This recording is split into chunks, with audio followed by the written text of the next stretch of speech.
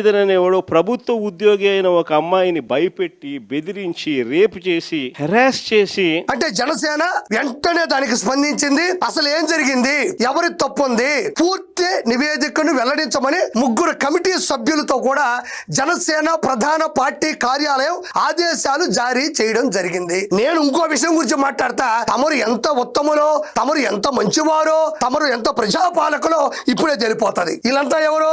గోరంట్ల మాధవ్. ఇతను వీడియో కాల్లో ఎలాంటి వీడియోలు చేశాడో అప్పట్లో సంచలనమైనాయి. తర్వాత ఎమ్మెల్సీ అనంతబాబు, ఇతగాడైతే ఏకంగా దళిత డ్రైవర్ ని చంపి డోర్ డెలివరీ చేసినటువంటి పరిస్థితి, ఆడవాళ్లతో నీచాతి నీచంగా మాట్లాడినటువంటి వీడియో కాల్ కూడా ఉన్నాయి. విజయసాయి రెడ్డి ఏకంగా ఒక మహిళ తనకు ఒక బిడ్డ పుట్టాడు అని, ఈయన చాలా కార్యక్రమాలు చేశాడు అని ఉన్నాయి. అంబటి రాంబాబు ఫోన్ లో మాట్లాడుతూ విచ్చలవిడిగా గంట అరగంట సంజన సుకన్య. తర్వాత ఇక్కడ చూడండి, ఇంకా ప్రత్యేకంగా చెప్పనక్కర్లే, ఈయన నేను అరగంట వైసీపీ మంత్రి, వీళ్ళందరికీ సంబంధించినటువంటి వీడియోలు ఆడియోలు ఈ రోజు యూట్యూబ్ లో కొట్టినా కూడా అన్ని వైరల్ అవుతున్నాయి.